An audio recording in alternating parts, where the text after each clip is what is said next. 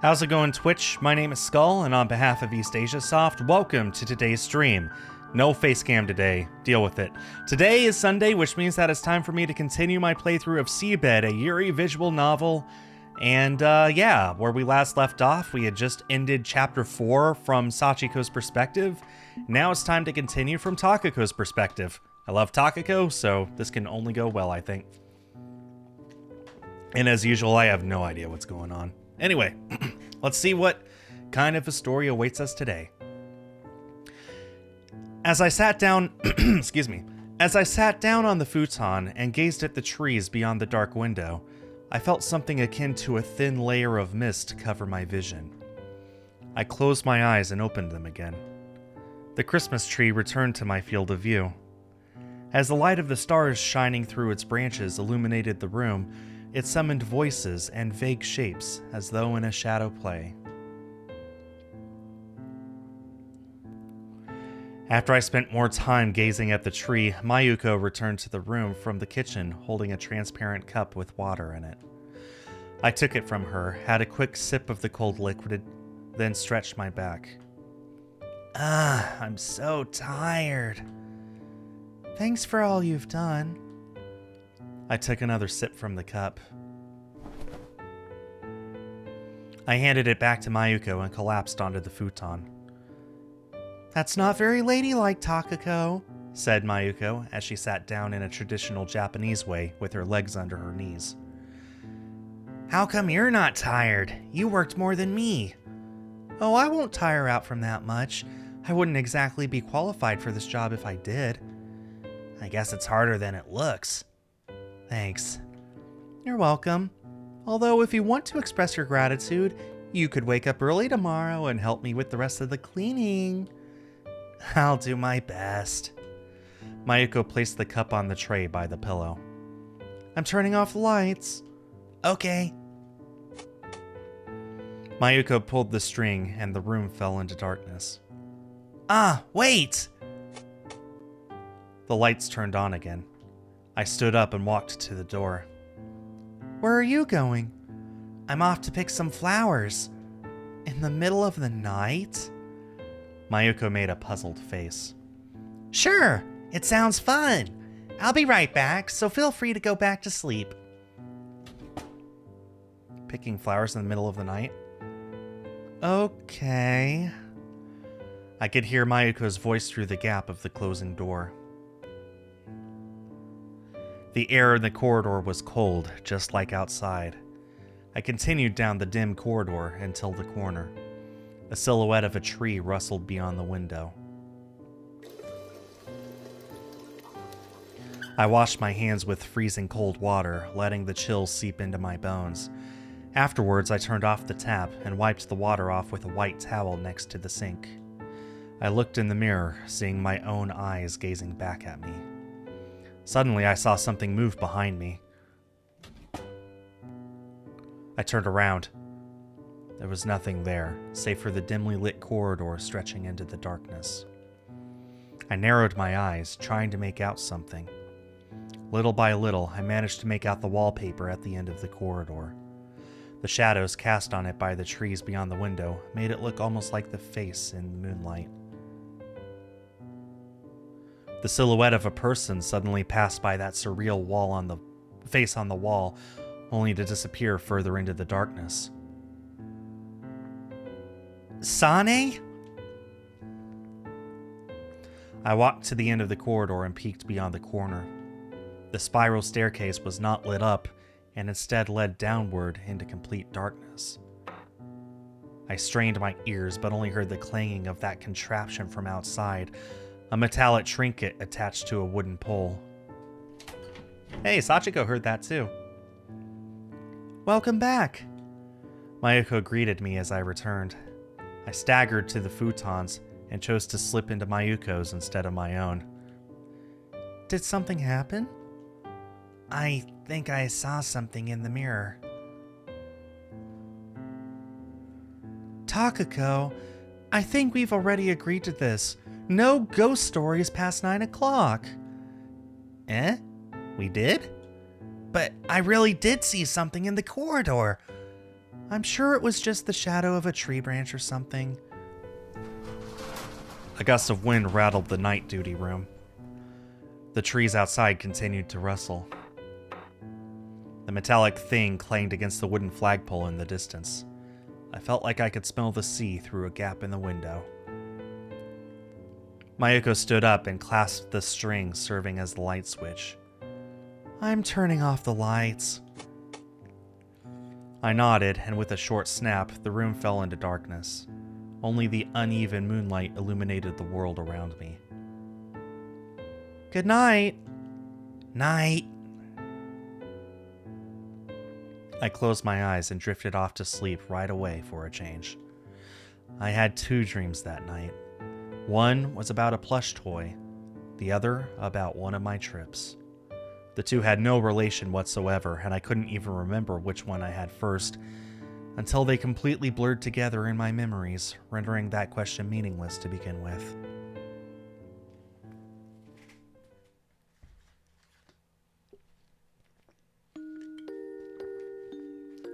I was playing with the diary girl and the plush toys in the children's room. There were 4 plushies in total. An otter, a fat bird, a melon with arms and legs, and a doctor. I got the otter from that aquarium I liked. A mother otter held many little otters in her embrace. The cubs in turn each held seashells. You could take the otter cubs off if you removed the magic tape on the mother's paw. As I got my own room for the first time in my life after we moved, it took me some time to get used to sleeping alone. As a result, the otter plush ended up keeping me company in bed many a night. The bird came from my late grandmother. I think it was supposed to talk if you pushed a certain part of it, but it either ran out of batteries or broke by the time I got it, and never let out a single peep in my presence. His voice was most likely pre-recorded. Perhaps it belonged to my grandmother even. However, I was much older when I realized that. By that time, the toy had moved to collect dust on a tall shelf, and eventually disappeared altogether. I couldn't even remember where I got the melon plushie. Its troubled face was really cute now that I thought about it. Back then, though, I was too young to read much into its expression, and simply played with it by throwing it around. Being small enough to fit into my palm made it the perfect ball to throw around the room. I watched his arms flail in the air as he did all sorts of acrobatic tricks before crashing into the wall or ceiling. One day, however, I lost it. I only rediscovered it when I was already in high school. I was looking for something in the old closet when I found it, all covered in dust. Despite the passage of time, its facial expression remained the same. The diary girl brought the doctor toy. Apparently, it was the mascot of some hospital. It originally belonged to a kindergarten she attended, but she liked it so much that the nurse ended up giving it to her as a present. We would sometimes take out our toys and play together when we were still in our early years of elementary school. This time, we tried to make a play with our plushies as the characters, but we failed to construct any sort of continuous story in the end. Is the diary girl Sachiko? Or is it Narasaki? We have yet to hear Takako interact with Narasaki at all. I stopped the car and stretched out onto the cape, and stepped out onto the cape stretching into the sea. Only a low fence, its wood mostly rotted away, separated me from the water below. I came closer to a huge bridge, partially obscured by the mist. I could see the port town beyond the dark sea. The cables holding up the bridge glowed gently between the dark night sky and the boundless black sea. Countless lights also sparkled in the direction of the city. This is bright enough to be seen from space, I bet.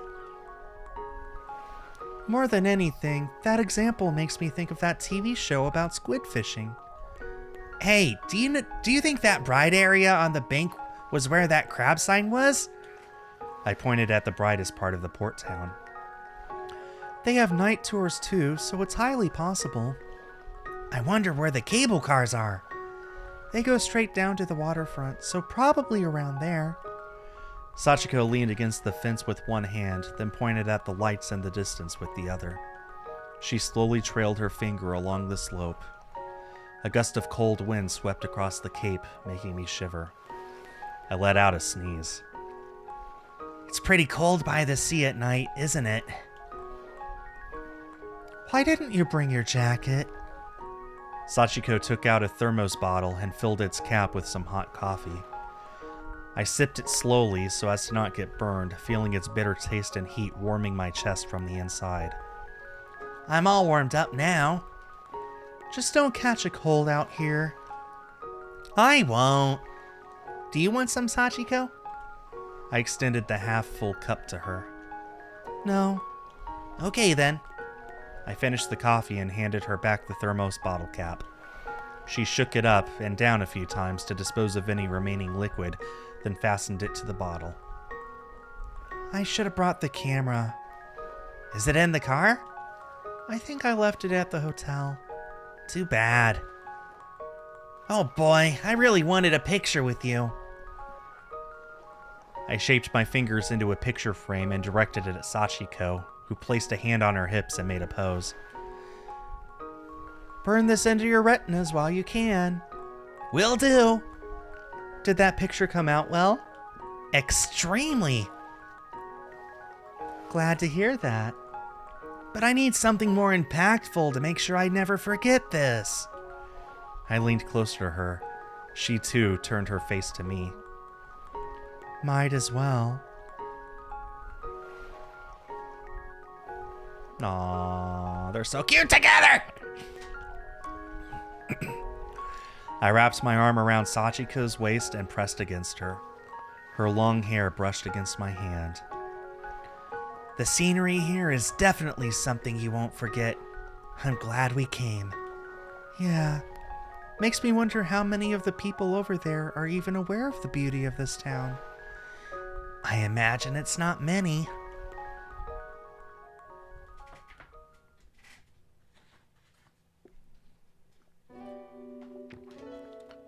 I wonder which town that was. It almost looked like the skyline of New York, but it could be anything.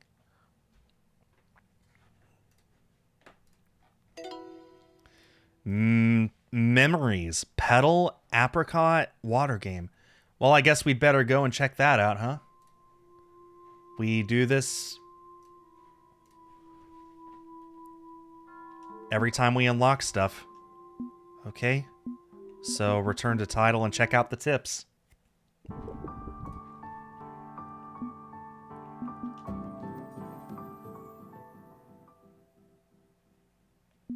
Tips 3. Memories. Flower petal.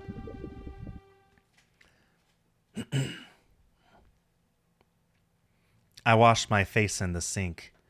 Its cold touch bit into my skin, helping me wake up. A single flower petal circled in the whirlpool created by the drain. I scooped it out. I looked at the mirror to realize there was an empty vase in front of it. I placed the flower petal by it and wiped my face with a nearby towel. I brushed my hair, changing into a fresh set of clothes, and left the room.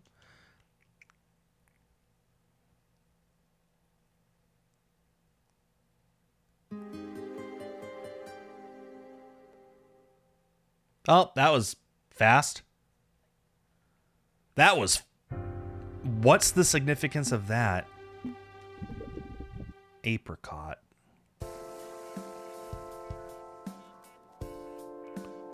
Ooh, look at that skyline. A waiter in a monochrome uniform came over to my table, so I broke my gaze from the red flower in the vase. He showed me the bottle I'd ordered. His attire reminded me of those models of foreigners they had in Western apparel stores. When I nodded, he placed 2 glasses on the table, filling them with drink. Both glasses seemed to contain the exact same amount of liquid, almost as if he had volume calculator in his hands. Saying nothing else, the waiter left. Is that an apricot on the bottom? Sachiko asked. She was sitting in front of me. There was a large apricot on the bottom of the bottle. I nodded. This one is distilled from fermented fruit. It's pretty strong, said Sachiko as she read the label. I hear it's supposed to be sweet, so it should be easy to drink despite its strength. You've never had it before? A friend from Serbia recommended it to me when I mentioned umeshu to him. He said they had sweet alcohol there as well. Apparently, it's popular in the Balkans. According to him, almost everyone had a homemade stash of it in their house. I got interested, but never had the chance to try it until now. I didn't know you were knowledgeable about alcohol. I'm not. I just drink what people recommend to me from time to time. Admittedly, though, there are a few things better in life than a delicious meal and a good drink to go with it. I took a sip of the drink before Sachiko. Okay, this isn't the person from the first tips because that person has no idea where Sachiko is. Who is this and where are they? I don't think this is Takako either because she doesn't, she just flat out said that who is this? Just like I'd heard, it passed through my throat like water, leaving only a fruity sweetness and a strong alcoholic warmth. It was just the kind of taste I liked. It might be a bit hotter in the throat than I thought, I warned Sachiko as she was about to tilt her glass. Sachiko took a small sip, only about 1/5 of the glass. It is pretty easy to drink. She placed the glass back on the table. I felt some warmth rush to my head as I finished the glass, prompting me to order something for dessert. I wouldn't usually get drunk this fast. I didn't know whether it was because I hadn't drunk in a while or if I was simply exhausted from work, but I figured this was a good place to stop. I can't see our office from here, but what about your clinic? Sachiko's gaze was fixed on the panorama of the city beyond the window. Is this Narasaki? Countless streetlights flickered there in the distance, making the contours of the city a little difficult to make out from the bar on the 31st floor. Are they in Tokyo, maybe? This makes the most sense. She's with Narasaki, they're in Tokyo at some bar. I'm not sure. I could probably tell if it was bright outside. I looked back at Sachiko. Her eyes were still fixed on the nighttime cityscape. Her long black hair fell on her ears when she tilted her head, hiding them from sight. Would you like another round? I asked when I noticed that her glass was empty. Just one more then, she replied. Sachiko picked up the glass I filled for her and took a small sip. I don't usually drink much, but I like this place. And the food was pretty good too. I'd better write down the name of this place. I nodded. They've got exotic drinks, offer good snacks to go along with them, and the view is fantastic. What more could a girl want? It's just the kind of place I've been looking for lately. I can't imagine you going to a bar alone, though. Yeah, I guess you have a point there, said Sachiko. When it comes to this place, I usually reserve a bottle or two in advance, so feel free to join me if you ever feel like it. That sounds almost a little too nice. Or is this part of the treatment too? Perhaps. I made a thoughtful gesture. Sachiko slightly tilted her head to the side. Why did you choose this line of work, Narasaki? I wanted to be a doctor ever since I was a kid. Nailed it! Ah, crown me king. I finally guessed something right. I forget why, though. Wasn't it difficult to get there, though? I imagine you had to study a lot. I don't think I feel as strongly about personal preferences as the average person. I never considered studying to be particularly boring, nor did I ever feel like doing anything else. Maybe my own insensitivity is what made me want to learn more about how the minds of others worked. Sachiko's eyes grew incredulous for a moment, then wandered to my empty glass. I think I've had enough for the night, I said, then changed the subject by asking if she was enjoying her current job. After that, we spent some time discussing work. Okay, this is interesting. When exactly did that happen? Okay, so I guess this proves...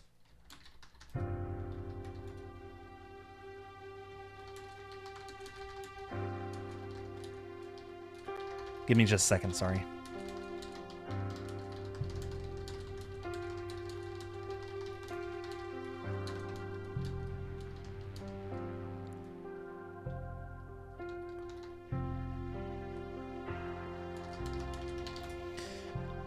Excuse me. So, for real? Sachiko and Narasaki both exist. And if that was Narasaki from the first tips area, then for sure Takako exists too. Okay. Water game. This is the last tip that we just unlocked. I suppose all these tips are from Narasaki's perspective, perhaps? Once we'd paid our bill, we stepped outside into the cold night. I noticed Sachiko staggering while I was adjusting the position of my scarf. I clasped her arm out of reflex. Was that a bit too much for you? No, I'm fine. I didn't realize how hot I was until I got outside, but I'm okay now. It was close to midnight, but the neon signs all around us made the night hardly any darker than the middle of the day. As we were passing by the park near the station, we spotted a fully decorated Christmas tree. They're getting a bit ahead of themselves, aren't they? I remember seeing Halloween decorations here just a few weeks ago. It's nice to have something to look forward to. Something to look forward to, huh? After that, we passed through the station gates and ascended to the train platform. There weren't that many people there at this hour. Sachiko's scarf hid half of her face, but I could still see her exhaling white breaths. Do you remember all your Christmas presents from previous years? Not really. I remember getting lots of clothes when I was little, though. Oh, really? What kind? Okay, just as an aside, I've had 2 Christmas presents that I'd consider my favorite of all time. My number 1 favorite Christmas present is when my parents gifted me an antique violin. I still have it. It's over 100 years old. And I play it. I play violin, so I'm very happy for that. And my second favorite gift is when my girlfriend, now wife, but she was my girlfriend at the time, gifted me some behind-the-scenes tickets for Johnson Space Center, so I got to see and talk to people that I wouldn't normally be able to. 2 of my best Christmas presents of all time. I recall a frilly skirt and some dress with a ton of ribbons. I wanted more clothes that were easy to move in, like the ones Takako used to wear, so I remember not being very happy with my presents. Your parents probably wanted you to grow up into the kind of lady those clothes would fit. Sachiko's clouded expression suddenly cleared up. One time, I remember getting this weird toy from Takako. It was a small transparent box with water, where you had to get rings on a big coral by pushing a button that created a stream inside and swept everything around. Oh, I know that one. I've seen something like that at my hairdresser's. Sachiko nodded. Now that you mention it, I do recall spotting them at a number of barber shops. It's a great time killer, kind of like puzzle rings and journals. I tried recalling more details about that toy as a train passed by us on the opposite lane, but couldn't remember much besides the fact that it was there. They were everywhere. I wonder if the union recommended them or something.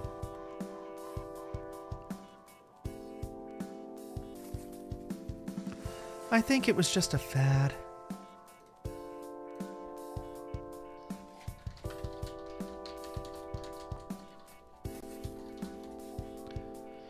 Lots of oddities were popular back then. A fad. Was there anything else like it? Well, there was a spring that could climb down the stairs, then a fishing game where the fish would keep opening and closing their mouths, and all sorts of driving games that came with actual wheels and gears. I also remember a flower that would react to sounds. Those are all toys. I like them. Some people call me childish because of that, but I don't care. I know all the ones you listed, by the way. Be careful with that. People will find out how old you are. I don't mind. It makes me happy to remember those things. I see. I've always made fun of fads, but it's nice to share a memory with someone. You don't see that many crazy fads these days. Now that you mention it, why do you think that is?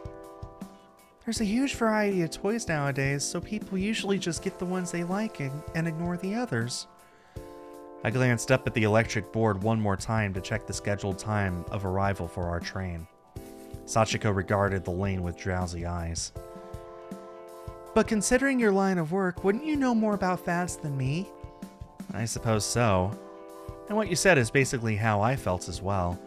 Most of our work consists of making ads for products, and most of them are geared toward a specific group of people.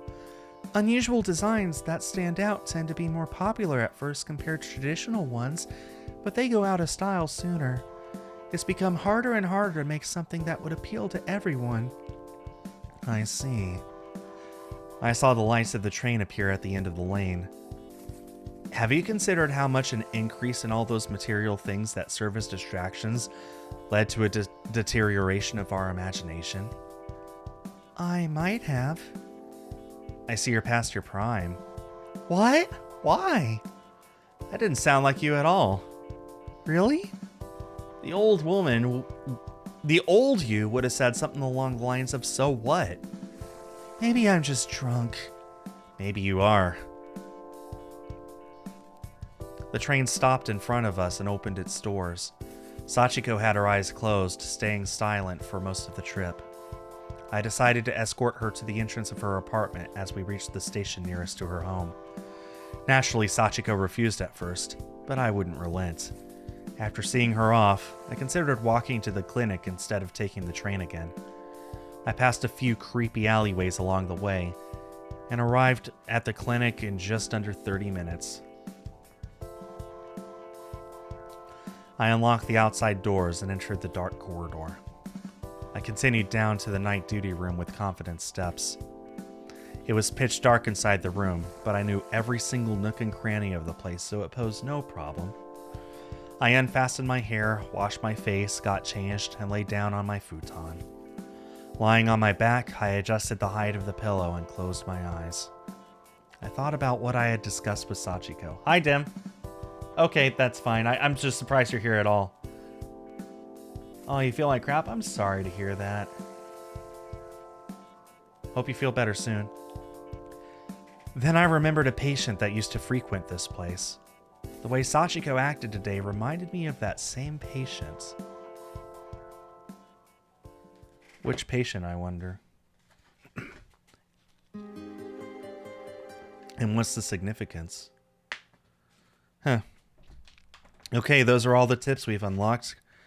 Back to the story.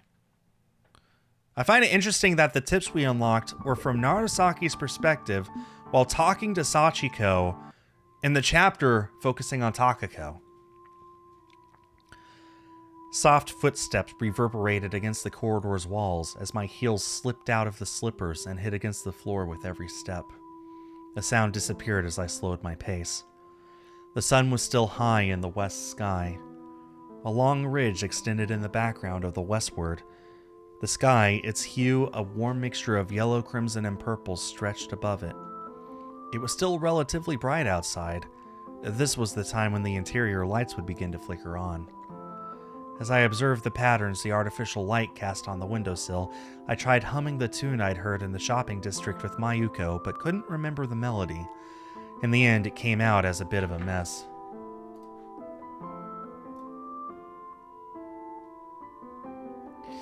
I gave up and realized my heels were hitting against the floor again. I knocked on the night duty room.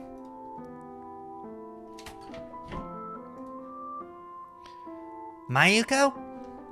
I opened the door to find the room dark and empty. Removing my slippers, I stepped inside and flipped the light switch. However, even after pulling the string dangling from above, the room remained dark. I flipped the switch on the wall again. This time the lights came on. Oh, great. I let out a sigh and continued to the kitchen while stretching my hands. I filled the kettle with water, placed it on the stove, and lit the flame below it. Then I rose on my tiptoes to open the cabinet above me. After confirming its contents, I closed it back up. Next, I opened the cabinet located further into the kitchen. I took out a pack of sweet bean jelly from it. It seemed to have hardened over time. I chopped it into small pieces, then placed them on a small plate. I grabbed a pack of toothpicks from the shelf and stuck one into each piece. As I removed 2 teacups from the shelf and finished washing the knife, a continuous high-pitched sound began filling the room. I filled the teapot with green tea leaves and freshly boiled water and placed it on the tray right next to the teacups and the pieces of hardened sweet bean jelly. Just as I finished parting the curtains and placing the tray on the table, something black abruptly passed through my field of vision. Whoa! The tray clattered on the table as I staggered backwards a little. Following the black thing with my gaze, I noticed it was a butterfly that had somehow found its way into the room. Aww. And how did you get in here? I glanced at the white flower vase on the windowsill. The butterfly landed on the dried-up camphor tree branch. I see. I took the notebook from the shelf. The butterfly passed right by my face again. I followed it with my gaze as it flew toward the ceiling, its black, blue-striped wings vigorously fluttering in the air. I sat down on the reddish-brown futon, placing the notebook on the table while resting my chin on my palms, and continued observing the butterfly. Getting tired of it after a while, I opened the notebook. I realized I was beginning to treat it very carefully. After all, I now knew it once belonged to Sachiko. It almost felt like she was telling me about the past I had forgotten.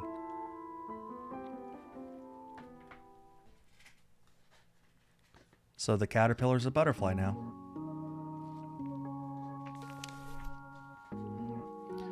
September 22, 1975.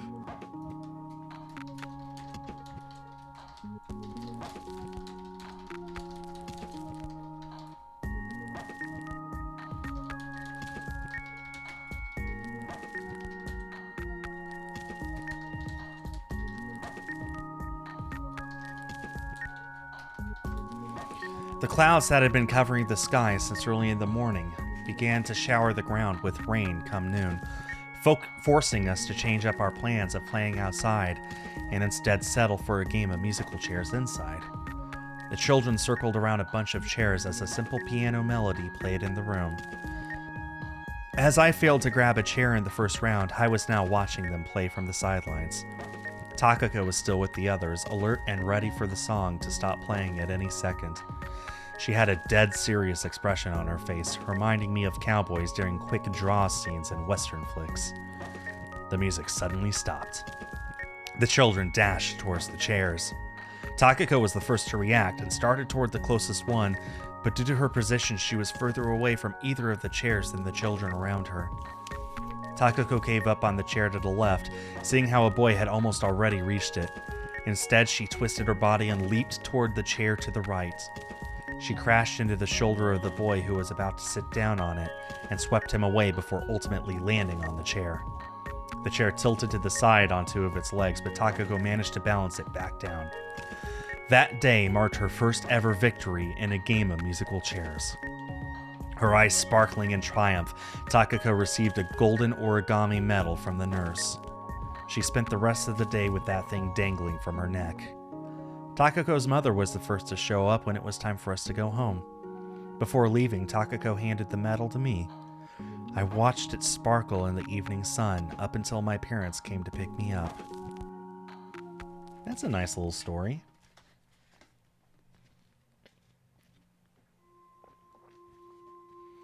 I felt a bit sleepy as I finished reading that short passage. The butterfly was still flapping its black wings and was now flying in the direction of the closed window. I thought it would crash into the glass, but it slowed down just a few centimeters before that, instead landing on the curtain. Tired? Or perhaps it was sulking at the fact that it couldn't escape. Just chill a little. I'm tired too. Besides, it wouldn't be nice of you to leave me without saying a word to Mayuko, now would it? You see, in human society, debts need to be repaid, even if it's just food and shelter. Don't you think that should apply to butterflies as well? It seemed as though the insect had shaken its head. It had its gaze fixed on the white vase, specifically the pupa still attached to a leaf of the camphor tree branch. Well, I guess your situation is a bit different. The butterfly remained still, seemingly considering my words.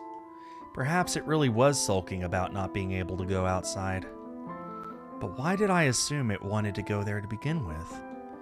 I gave it another scrutinizing look. Well, I can understand how you feel.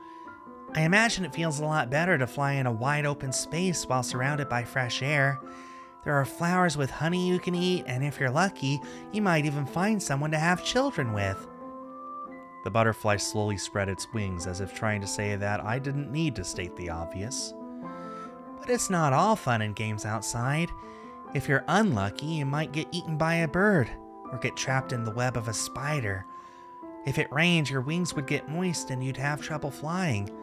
You'll face no such dangers in here. The butterfly remained still with its wings spread.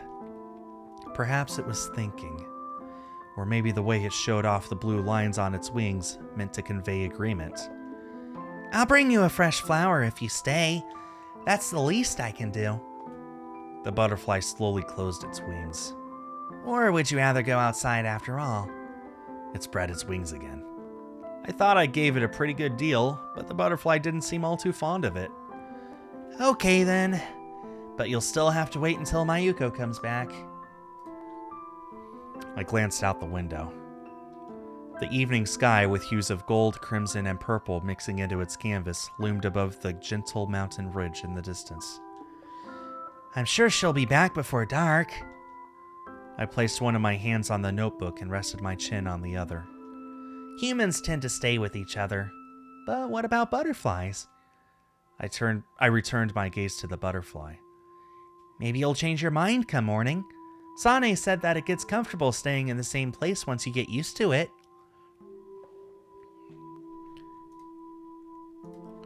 The butterfly remained completely still with its wings spread.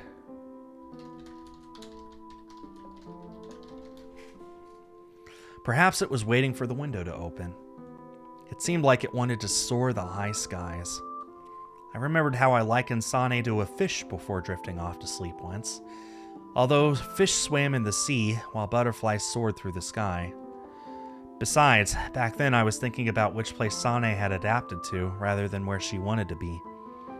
I remember how she asked me if I wanted to leave. It was nice to eat snacks with Mayuko, read books with Sane, and make fun of Kozue from time to time. The Christmas party had turned into a fond memory. If I kept arranging events like that from time to time, I figured I'd never feel bored. I was certainly satisfied enough with this place to recommend it to the butterfly. Sane said that she lost any reason to go outside. I felt like I could understand what she meant now, more so than back then. I touched my ears. Maybe I'd soon be able to breathe underwater as well. I felt like I would if I remained in this place for a while longer. I'd turn into a fish, not a butterfly. I was slowly getting used to the serene life in here. That much was certain. Was that a good thing or a bad thing? I didn't know whether I wanted to stay here or leave. No wonder I couldn't understand the butterfly. It stayed still with its wings spread out.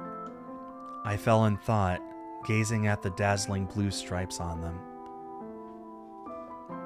Staying here would be the easiest choice, but it would require little effort on my part and contain no risks. But I looked at the darkening sky, feeling my head growing heavy. I raised my chin from my palms, lowered my hands on the table, and instead placed my left cheek on them. Finally, I dug my fingers into my hair to support my head. This position was the result of many years of experimenting and research. It had served me well since my school years and continued to be of use even after I joined society as a working adult.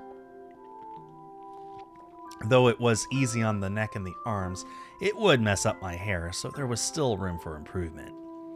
I closed my eyes, savoring the comfort it provided me.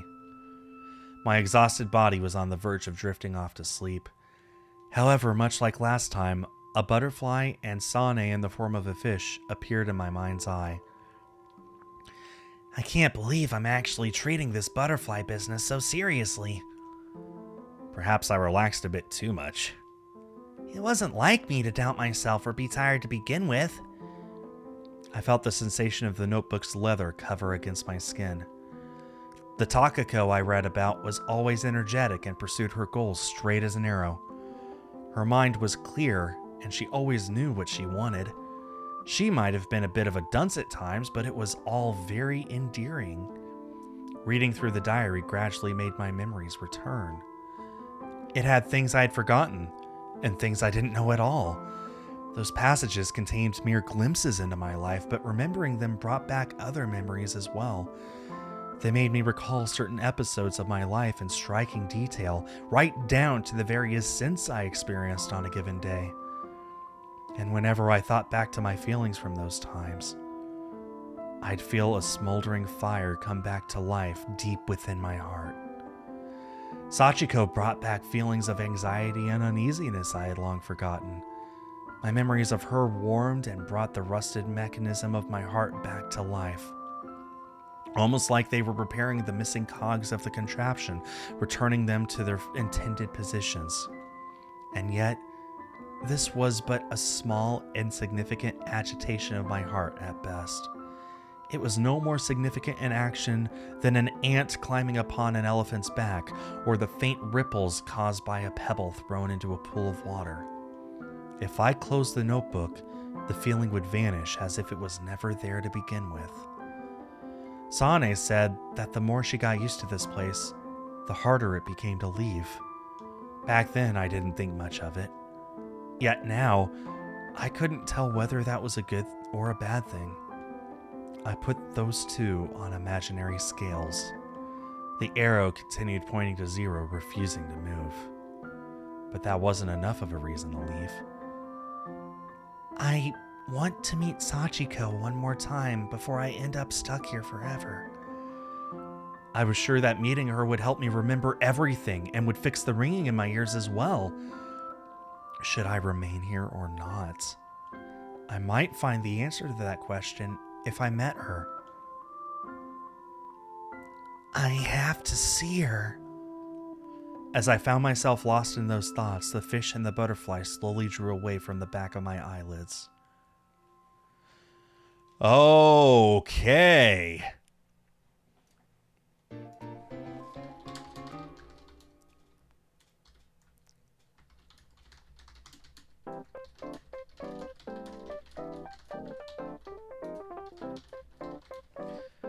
Wake up!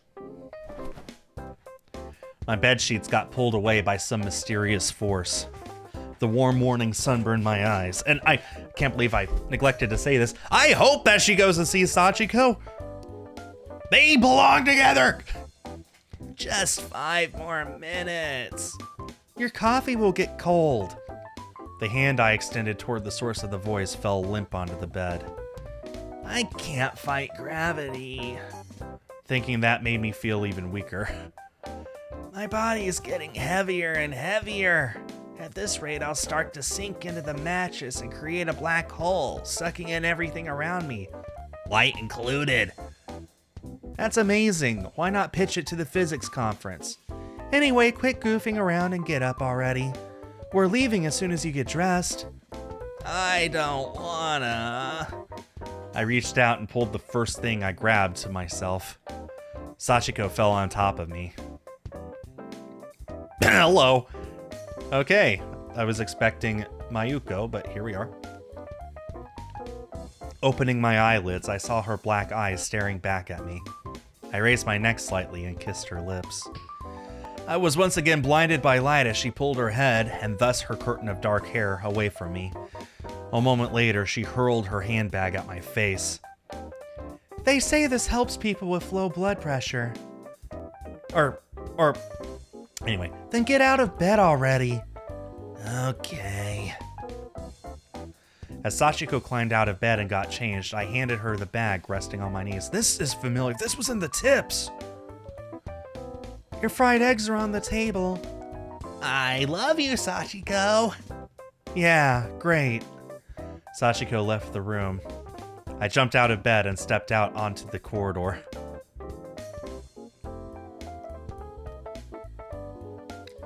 Hold this for me.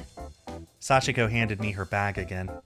She then bent her knees and leaned down, letting the slit of her skirt reveal her thighs. Her long eyebrows painted beautiful half arcs on her lowered face. Her long, flowing hair slipped down her shoulders, prompting Sachiko to try and pin it down next to her ear. Thanks. She raised her face and smiled at me as she finished putting on her shoes. My vision began to clear up, dispelling my prior drowsiness. I woke up with such keen senses that I felt I could hear the very blood pumping through my veins. So this must be when they were living together.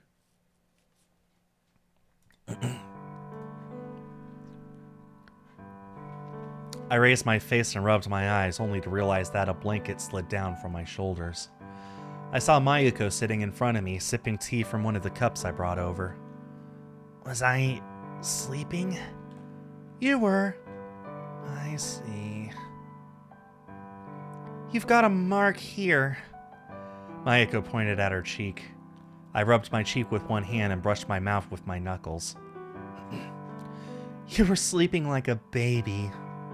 You could have woken me up instead of staring, you know. I was worried you'd be angry if I interrupted a nice dream. I wouldn't get angry over something like that. I told her she was free to wake me up next time. I looked around the room. It had already grown dark outside. The sweet bean jelly plate was covered up by a blue sheet with white dots. I picked up a teacup and took a sip of the cold tea. I glanced up at the ceiling, but the black butterfly from before was nowhere to be seen. A white vase with an empty pupa rested on the windowsill by the open window. Did the butterfly leave? It flew off towards the mountains as soon as I opened the window. I see. So it was courteous enough to wait for you, at least. Mayuko gave me a puzzled look. I wonder what kind of species it was. I think it was a common bluebottle. Ah, so that's what they were called. I spot them around here from time to time. They're found all across Japan. Depending on the season, you might catch a glimpse of them in Tohoku or even Kyushu. You seem to know a lot about them. It's a species I'm particularly fond of. I mean, just look at how beautiful their blue stripes are. Mayuko smiled. I nodded. I like that blue color too. I remember spending an entire day chasing after one with an insect net when I was little. It flew off to the other side of the river, so I ended up never catching it. I'm sure it was for the best for the butterfly, at least. You don't think about these things too deeply when you're little. I just remember that I really wanted it because it looked different from the swallowtail butterflies I used to seeing. I actually spent a couple of years after that thinking I still wanted to get my hands on one. So, how did it feel to finally succeed? I was glad to see it from up close. For a moment, I felt like a child again. And that made you sniff out my sweet bean jelly I've been keeping for a later date? She pierced a piece of the jelly with a toothpick. I did that before finding the butterfly. Then I imagine there was little need for the butterfly to make you feel that way. I smiled as she gave me a reprimanding look. Well, it's all right, but there are some confectionaries I'm keeping for guests, so please ask before you take something next time, okay? Okay. You seem to have been in good spirits lately. Oh yeah, I've had no fits since that last one. If you're feeling that well, then perhaps I should assign you to more duties. Oh, this is weird. I suddenly feel very sick. Good grief. Takako was my spirit animal. I yawned and took another sip of the tea. Are you still sleepy?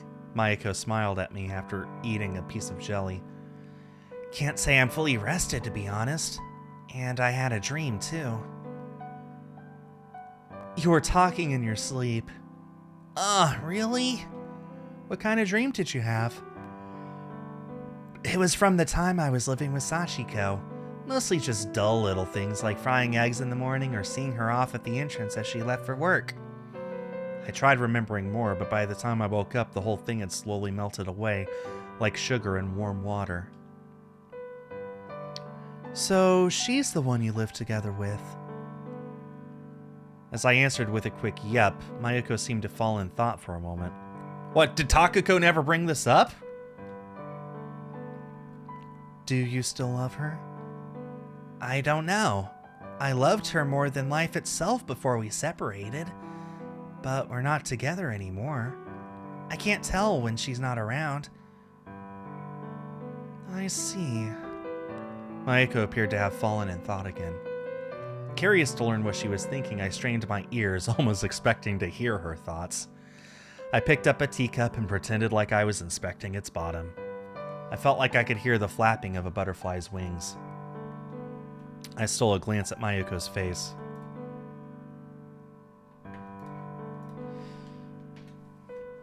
She looked back at me, her eyes a bit narrower than usual.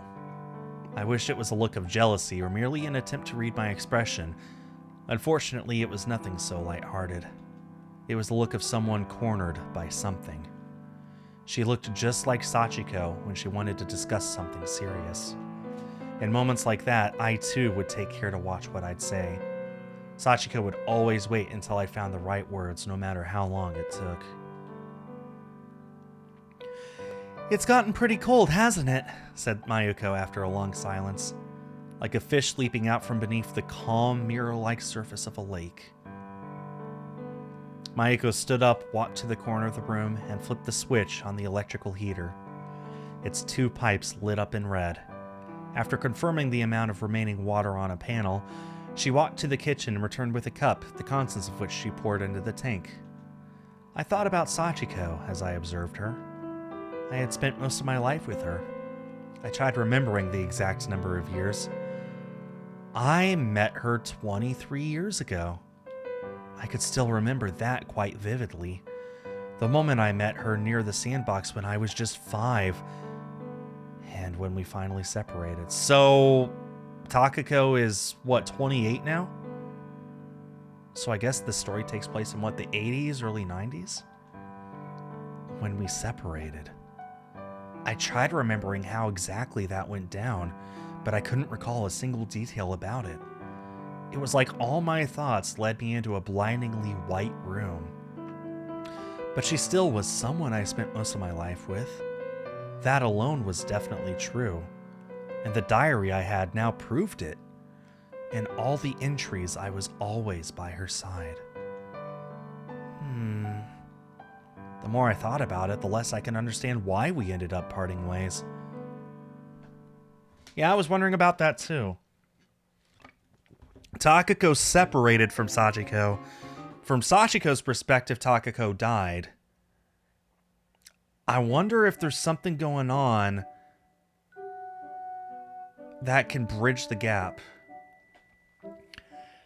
I met Kozue's eyes as I was about to pick up the stool in the lobby. What are you doing? She asked. Nothing. What about you? Same here. Kozue had my hairpin in her hair. Ah, did you come to show off that hairpin? Kozue raised her eyebrows in surprise. Why would you even think that? Oh. Anyway, you came at the perfect time. If you're not too busy, can you help me out a little? Kozue's gaze traveled to the grandfather clock. I heaved the stool on my shoulder and gestured for her to come closer. It won't take long. I ascended the spiral staircase.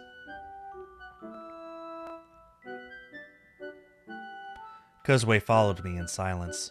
I stopped in the middle of the stairs, placed the stool below one of the lights, kicked off my slippers, and climbed on it. Could you hold it for me? Kozue placed her hands on the stool to steady it. I reached out to the lamp and seized its light bulb. I screwed it out of the socket and put it into my pocket, then moved the other light bulb from my mouth to my hand and screwed that into the socket instead.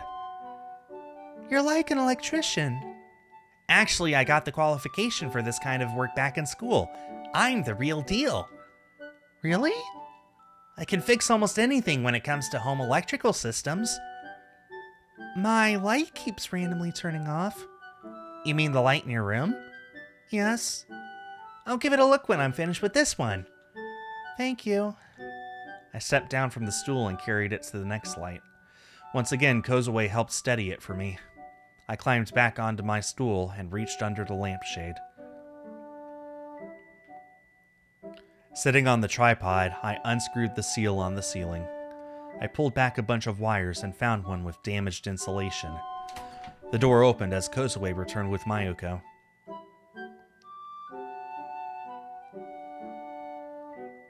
How's it going? Mayuko asked, looking at me from below. Those wires don't seem to be in good condition. Rats might have... Anyway, those wires don't seem to be in a very good condition. Rats might have gotten to them, or maybe they just deteriorated due to the salt in the air. But it'd probably be a good idea to call in a professional.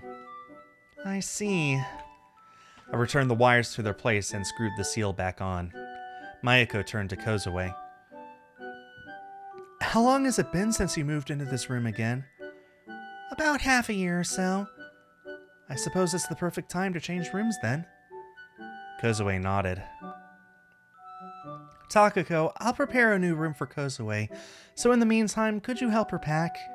Sure thing. Thank you very much. Anyway, just give me a few hours. Mayuko left the room. Well then. I looked around the room with only a single bed and a lone shelf inside. A tripod stood in the middle, a few crumbles of plaster from the ceiling lying beside it. Kozue slid the glass partition on the shelf open and began taking out the books. I folded up the tripod. I'll bring the cleaning tools, so collect your stuff in one place for now. Kozue had very few things, only a handful of books and some clothes. She put everything into the small cardboard box Mayuko brought over and carried it to the other room with her. Meanwhile, I cleaned the empty room and decided to move back to the night duty room after finishing. Before closing the door, I turned around once and gave the empty room a quick look. Takako's spending more time with Mayuko than by herself. A space that had been Kozue's just moments before now had no trace of her left. I wonder if there's any significance to that sentence. I wonder if there's any significance to Kozue moving to a different room. Oh, Sane again. Where did you find it? Sane raised her face from the book and gave the case I held a look. I borrowed it from Kozue's room. It was a transparent rectangular case filled with water, an old toy. It had colorful pictures of fish on it and a bunch of plastic red rings inside. Wait, this is from that tip! And on the bottom there was a big plastic coral. You could push a button to create water current and send the rings swirling around inside. I managed to get some of the coral. I pushed the button harder, wanting to get a ring that fell far to the side, but the strong current ended up sweeping the rings I had already collected aside as well. Speaking of which room did Kozue move to? I think it was the corner room on the 3rd floor of the western wing. I see. Sane stared at me with her fingers stuck in her closed book. Is that book good? Yes. I'm only halfway through, but would you like me to tell you about it? No need. Just lend it to me once you're finished. Okay. Sane nodded. Huh? You're hurt, Takako. She pointed at my elbow. Oh. Sane took out a Band-Aid box from the closet by the bed. I guess I brushed it against something. How could she not notice something like that? Sane stooped in front of me, ripping the Band-Aid seal off. I move around and get hurt a lot, so my brain probably doesn't even register small things like this anymore. Yeah, that lines up. I raised my elbow in front of her, which prompted Sane to put a Band-Aid on it. You could use some exercise yourself, Sane. I agree, but it's not so easy when you're small and frail like me. How about jogging? I get out of breath just climbing the stairs. If you want something effective but not too draining, then how about swimming? I don't know how to swim. Seriously? The sea's a rock throw away from here. People actually swim in there? Of course they do. Don't tell me you've never been to the sea before. What do you even do at the sea? Well, you could swim, play beach volleyball, look for seashells and crabs, build sandcastles, and even collect glass stones. Stuff like that. Glass stones? Waves can sometimes make glass from sand, which results in translucent stones. Have you never seen any before? No. They come in different colors too. I remember collecting a whole bag of them when I was little. If you hold them out under the sun, they shine in various different colors. Sounds like it'd be very beautiful. Oh, it is. Back at my old place, I had them all lined up with the seashells on a shoe cabinet.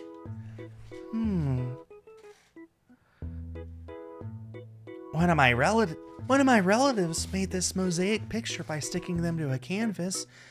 I mean, not professionally or anything. It was more like part of a school project, I think. Either way, it was a scenery of colorful fish swimming in the blue ocean. Whenever I want to visit those relatives as a child, it'd be hanging above their shoe cabinet too. It was about this big too. I gestured with my hands, conveying the dimensions of a piece of A4 size paper. That sounds a bit like a stained glass window. Yeah, sorta. Honestly, I wanted to make something like that myself, but I only just now remembered it. You've been fond of creating things all your life, haven't you? Yeah, I even joined the pottery club back in elementary school. What did you make there? I remember making a vase and an ashtray. I didn't have enough clay, so my vase ended up being too small to stick a flower in it. But I shaped it like a tulip instead, which turned out to look pretty nice, so I liked it. It was not me, but the teacher that made the final glazing, so it ended up brown. Makes me wonder if they had no red dye at all. The ashtray was a present for my grandfather. I noticed he didn't have one at home. He used it for quite some time after that. It always made me happy to see it on their table when I went to visit. A pottery club sounds like fun. It's nice to have something tangible after all your efforts. Did you make anything else? I guess I made a bookmark if that counts. You fill a little bucket with water and throw your watercolors in it. The colors mix in all sorts of patterns and you get something cool looking if you let a piece of paper float and soak in it for a while. Oh, I remember doing that in the past. I also made a hand from paper mache. I remember doing that too. Yep, Flaybuster SeaBed. It's where you use some thick wires for the base skeleton, coil some string around that, then add the paper mache, right? Yeah, that's right. We made masks, kites, and stamps from it. Back in school, I made stamps in carving class. I really liked how mine came out. I made it have a flower pattern. No wonder, no matter how often the teacher warns you, there's always someone who gets hurt in that class. It's a bad idea to place your hand in front of a blade. Better safe than sorry is what you have to keep in mind in that class. I've yet to even cut my finger, even with a kitchen knife. I showed her my hand. Isn't that just because you never cook? Hey, I do cook sometimes. I can even peel a potato with a knife. Then peel an apple for me next time. Sure thing. I took her on. For a moment, Sane's face looked like Mayuko's to me. Is something the matter? No. I just wondered about my position in this house. Huh? Anyway, yeah, I made a lot of things. Now that I think about it, I made more stuff than I could even remember. I wonder if children are still like that these days. I wouldn't know. We can ask Kozue about it later. For us, it might be a sweet memory, but for her, it's still school. I doubt she'll be able to consider it fun the way we do. Yeah, school ruins a lot of things. Some of my most boring classes made it feel like time just stopped. Though we truly did touch upon a lot of things in school, didn't we? I mean, even if we're talking about art class, we made so many different things when we were there. But then life becomes far more monotone when you graduate. Yeah, I continued making things though. Now that you mention it, you worked as a designer, didn't you? Did you choose that career because you've enjoyed creating things ever since you were little? I guess it's partly that, but Sachiko enjoyed that kind of work too. If we were going out of our way to start new jobs, I figured we might as well choose something we could do together. Sachiko's really good at painting. She doesn't get as many avant-garde ideas as me, but I could never compare to her in terms of raw technique. I see you love her very much. Yeah. Anyway, would you like to go look for glass stones sometimes? That sounds nice. We could redecorate Kozue's room with them later. She had very few things. That's a good idea. So, what's it going to take for Takako to go and see Sachiko one more time, huh? She seems committed. She's just got to go do it. What's the story that leads to that, and what would that reunion be like? I climbed all the way up to the 3rd floor of the western wing, then continued down the corridor. Kozue's new room. I opened the door to the corner room. I'm coming in, Kozue. Kozue had yet to receive her room key from Mayuko, meaning it couldn't have been locked. Hey, don't come in without permission. Don't be a buzzkill. I'm not joking around, okay? Kozue regarded me with a reproaching look. I shrugged and asked what she was doing. I could see the vast golden sky peek through the window. Kozue had been stooping by the shelf next to it. Nothing. Did something happen? She began returning the tower of books she had by her feet to the shelf. Are you looking for something? The last thing she placed on the shelf before finally sliding the glass door shut was a sheep-shaped clay figure. I borrowed your toy with rings and fish, if that's it. Or, that's not what I'm looking for. There was nothing in her room besides that shelf and a bag on her bed. Maybe you left it in the previous room. I'll go take a look. Can you tell me what this thing is exactly? Don't bother. It's nothing important. You don't need to be shy with me. It's something small enough to fit on the shelf, right? I left the room, not waiting for an answer. I vaguely heard her say that I didn't need to bother. I walked down the corridor, descended the spiral staircase, and emerged on the 2nd floor. A large cloud was blocking the sun. The lights in the corridor lit up. What's the significance of that?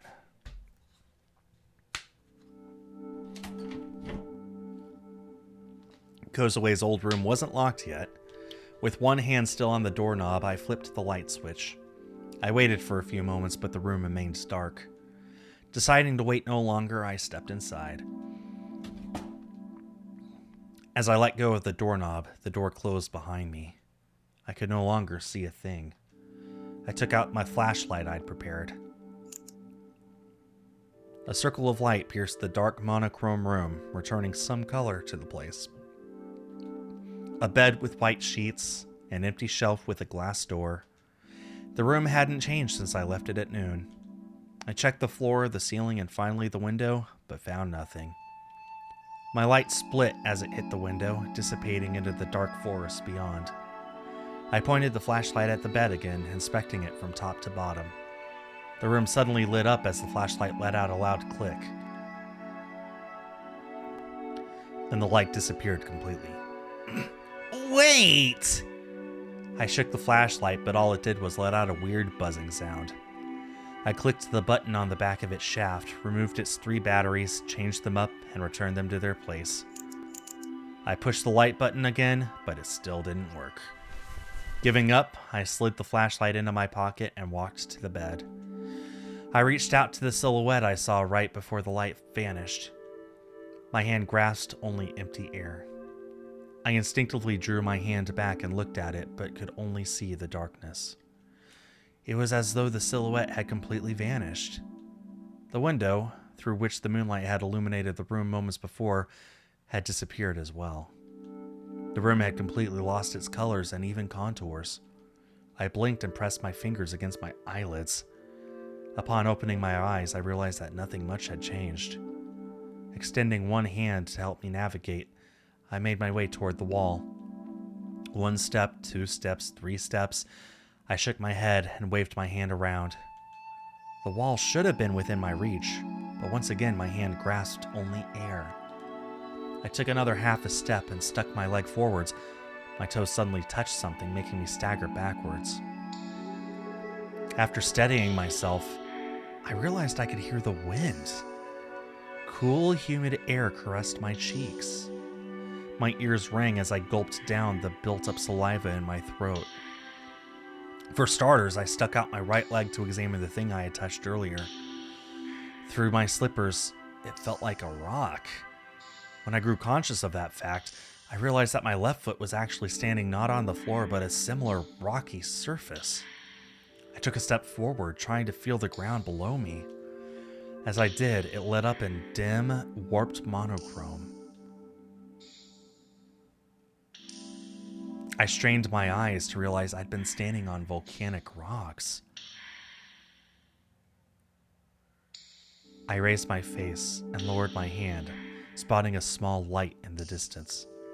It flickered in the darkness, looking like it could disappear at any moment. A gust of wind passed through the cave with a low-pitched howl. With careful steps, I began walking toward the light. Okay, what's going on? At the end of the last chapter, Narasaki started hallucinating that she was on a beach with Sachiko. Now Takako's doing... What is going on? As my eyes and ears began to grow accustomed to the area, I quickened my pace. I reached a puddle of water. As I raised my face, I saw someone by the light. Sachiko was sitting there with her back turned to me. Sachi! Was what I tried to utter, yet my throat was too dry for me to make a sound. I quickened my pace. I looked up at Sachiko again as I hurried through the uneven, rocky ground. Her straight, long hair sparkled in the dim light. I could make out 2 eyes peering at me over her shoulder. They belonged to a small face I couldn't quite make out in the dark. Sachi! The small mouth moved as though uttering that word. Sachiko slowly turned around. The light flickered.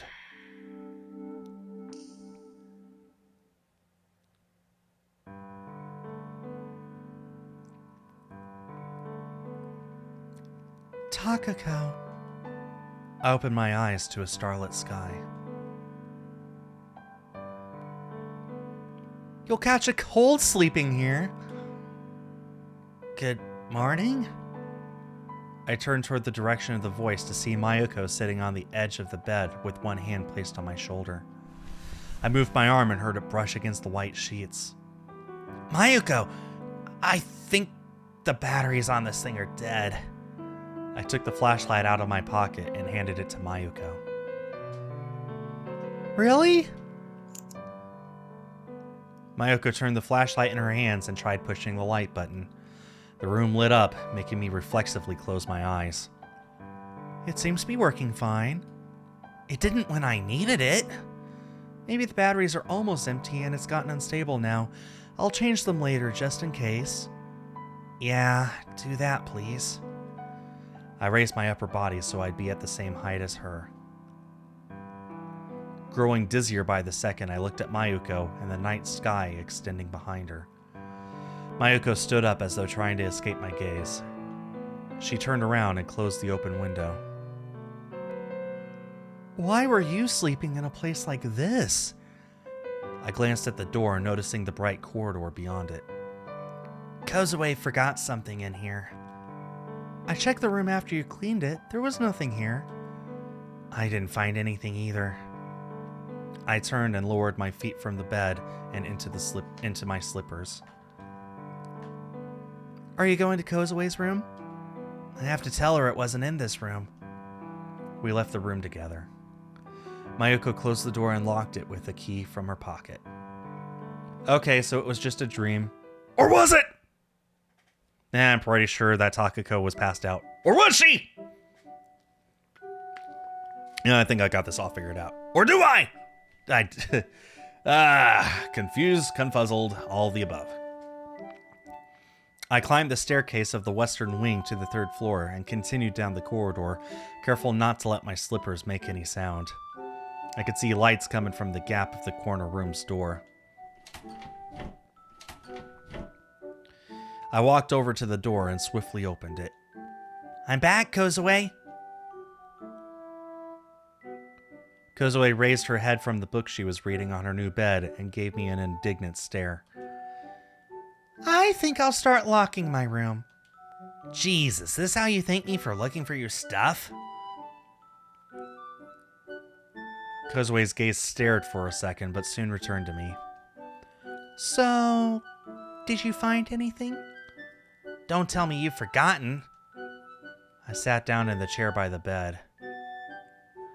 There was nothing in your old room, unfortunately. I see. Mayuko said she checked it but didn't find anything either. You can forget about it then. Kozue turned a page in her book. Wasn't it important though? It's not something I can't live without. How come it took you hours to check a single room? Were you worried about me? No. You might be saying that, but I bet you wanted to check up on me. You were just too embarrassed to actually do it, and then you were worried that we might end up walking past each other. How on earth could you arrive at that conclusion? I bet I could get a PhD just from examining how your head works. I could be your assistant. Kozue snorted and returned her gaze to the book. Whatever. This is getting dumb. Glancing out the window, I saw the mountains under the dark blue sky. The lights of the port town sparkled gently below them. The view's a lot better from the third floor. If you have no more business with me, I would appreciate it if you left. Mayuko said dinner's going to be ready soon and was wondering if you'd care to join us on the first floor. I see. I wonder what it was she lost. Maybe it really wasn't anything important. Go ahead without me. I'll go call Sane. Kozue, who had been descending the spiral staircase in front of me, turned around and nodded. Takako! I heard a voice as I was about to knock on Sane's door on the second floor. I turned in its direction, spotting Sane at the end of the corridor. Were you looking for me? I came to invite you to dinner. Oh. She came closer to me. Can I come dressed like this? Yeah. Okay then. Sane and I descended the stairs to the lobby. Kozue was there playing with a planet model on the counter. I thought you'd already left. You never told me where to go. The dining room, like always. Okay. Sorry, I should have told you. It doesn't matter. Kozue regarded me with sleepy eyes. Follow me. I turned back to the corridor and continued to the east wing. As I started humming, Sane asked what kind of song it was. It's something I heard a long time ago. Looking at Kozue just now reminded me of it. It's a nice melody. The stars, the moon, and the earth all go round and round. As I opened the door at the end of the west corridor, I found Mayuko placing plates at the service cart onto the table. Need help?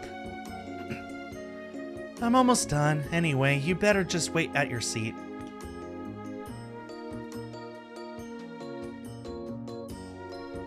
In a room about twice the size of our bedrooms, there was a long table with 3 chairs on 2 of its longer sides.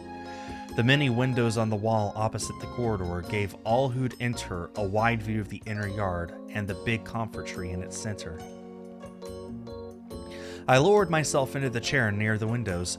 Mayuko, after finishing lining up the plates, sat down next to me. Sane and Kozue seated themselves in front of us. Let's dig in! With those words, we grabbed our chopsticks and began filling our plates. The dinner consisted of takikomi rice, chicken and mushroom sauté, sea bass meunier, and probably mispronounced that, meunier, and salad with white sauce. Do we have any pepper, Mayuko?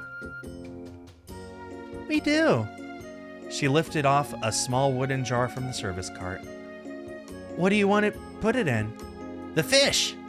But I've already seasoned that. It's okay. It becomes even better with more pepper. I tilted the pepper jar above my piece of sea bass meunier. Some pepper got into my nose. Mayuko was looking at me with a difficult expression. Come on, pepper's the treasure of human civilization. Back in ancient times, it was worth its weight in gold. I'd use the entire bottle if I could. That cost 300 yen at the supermarket, though. I'm glad to have been born in the modern age. The fragrant smell of sauté reminded me of how hungry I was. Also, that's true. That is true. That pepper did used to be worth its weight in gold. I gobbled down everything on my plate in a matter of seconds. You eat fast, said Kozue. I move around a lot, so I get hungry fast. You might get indigestion from wolfing down your food like that. It's okay, I always eat like this. I glanced at Mayuko's plate and saw how she still had a good chunk of her meal left. Is there more? No, that's all we had for today. Darn. We don't go outside as much now that it's gotten cold. It's easy to overeat during parties, and this is just the right amount to help us stay in shape. Are you saying I got fat? No, this is for everyone's health. I don't care about my weight. I'd rather eat more.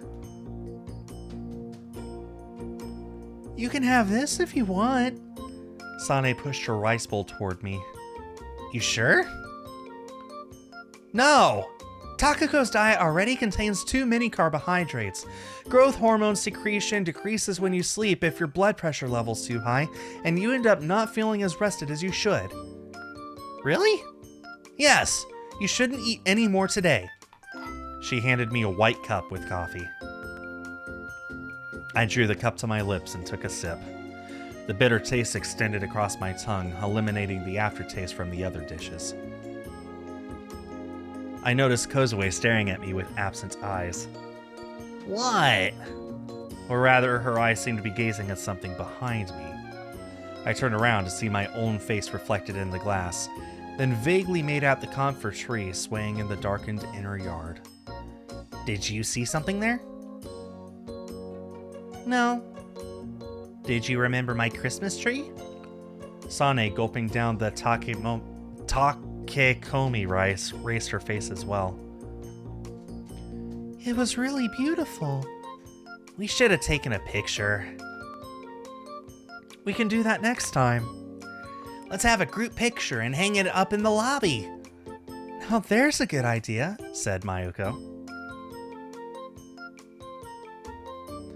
I felt my throat dry and took another sip of coffee. Mayuko elegantly picked the last mushroom of her sauté with her chopsticks, then put it into her mouth. Are you familiar with glass stones, Mayuko? You mean those things you find lying on the beach?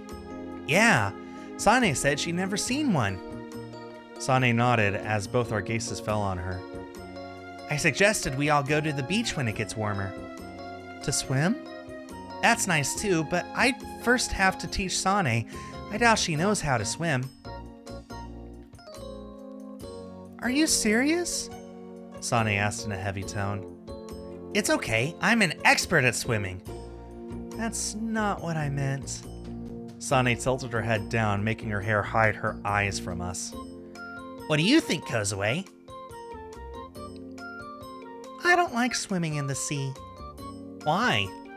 The water feels sticky and makes me sick. How about we go fishing then? No thanks. After diligently cleaning her plate, Kozue placed her chopsticks on the table. Kozue, would you prefer tea or coffee? Tea. Mayuko took out a teacup from the service cart, filled it with tea, then handed it to me. I took it from her hands and placed it in front of Kozue. So what else could we do if neither swimming nor fishing works for you guys? Why do you want to go to the beach anyway? I just do. Mayuko, what else is there to do at the beach? Well, you could build sandcastles or play beach volleyball. I've never done it myself, though. She made a faint smile. I suppose you could also hold a barbecue. That sounds good. I could catch all the fish on the spot. Are we talking about fishing again? I could catch them with my bare hands if that's what you'd prefer. I menacingly grabbed the air with my right hand, pretending to be some kind of woodland predator. Is there anything else you'd like to do, Kozue? Fireworks. Oh, that's good. We could do that when it grows dark. Let's buy a lot. Just know that rockets are dangerous, so I'm not allowing those. Then what fireworks are okay? Don't tell me we'll have to make do with sparklers.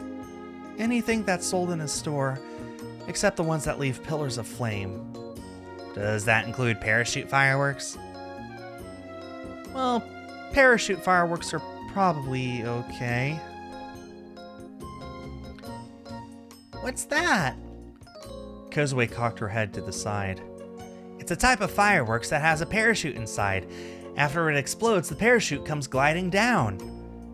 That's right. Running around trying to catch those things is a hallmark experience of summer. The last time I did that, all my parachutes got swept above the sea and I couldn't retrieve them. I'm not gonna repeat the same mistake again. Just be careful not to fall into the sea, okay? I won't do that. I'm not a kid anymore. You act plenty childish from where I stand, Kozue remarked. Right? Speaking of the sea, said Mayuko almost at the same time. I heard this when I was buying groceries, but apparently a steamship going around the world will be making a stop at our port sometime soon. A steamship? The grandpa from our usual cafe said it was a huge steamship. I didn't know people still use such ancient technology. They do in the West, apparently. Traveling around the world, huh? I wish I could do that too. We could go have a look when it's here. Maybe even get to hold those colored tapes. I'm not boarding it, said Kozue as Sane silently placed her chopsticks on the table. Hold those colored tapes, huh?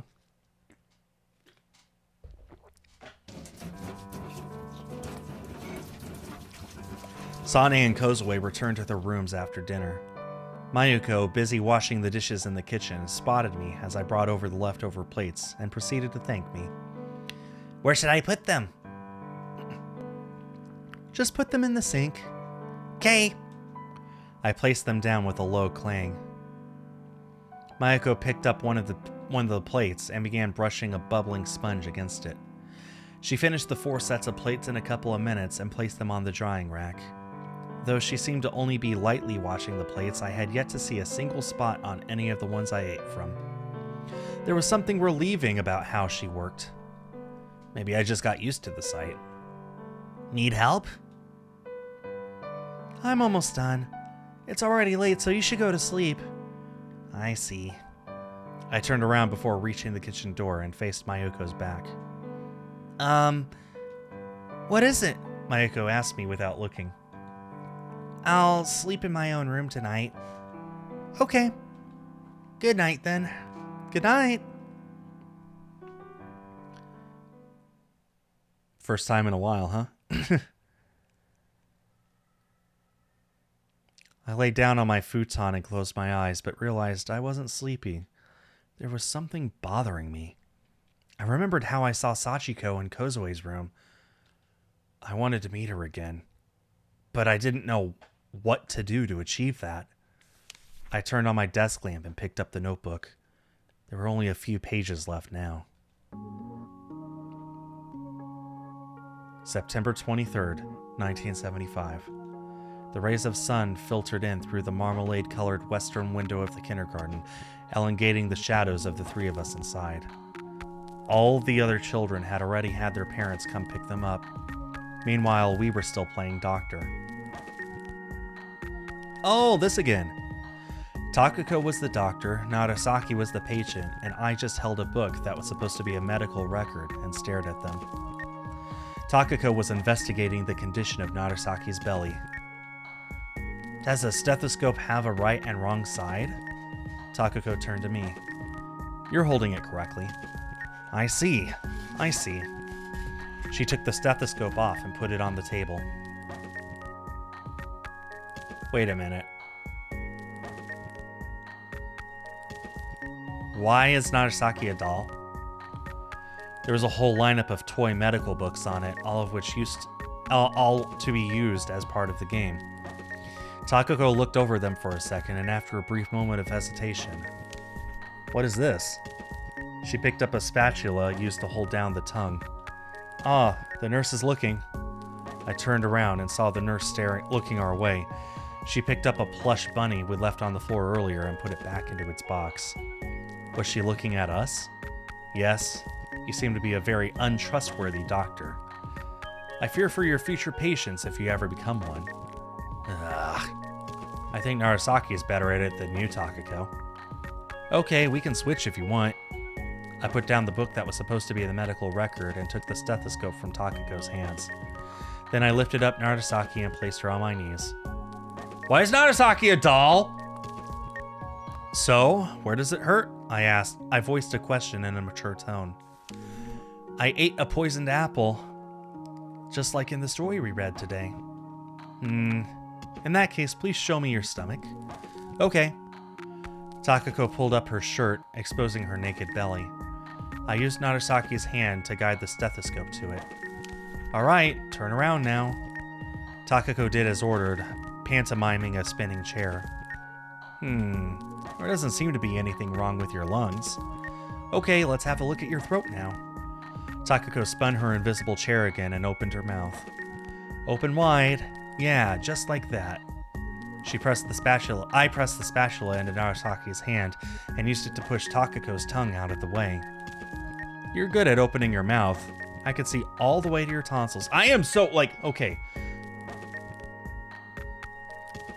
But in the tips, Narasaki is the one with the point of view, and she's real. The tips are about the only thing that I completely accept as fact.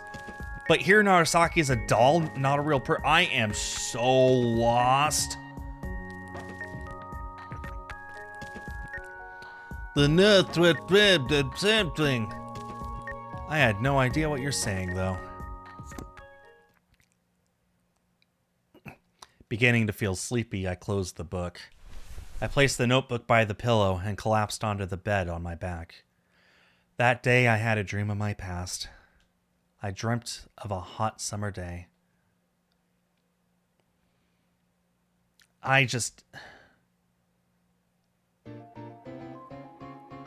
Either I'm off my rocker or she is.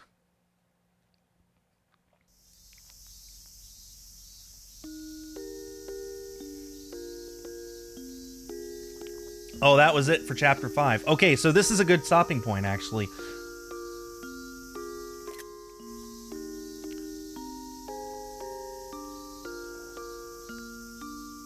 Let me go ahead and save the game here. So, Takako is determined to meet up with Sachiko. I hope that she finds a way to. I still have no more answers than before, but I now have something to look forward to. Hopefully Takako and Sachiko can reunite.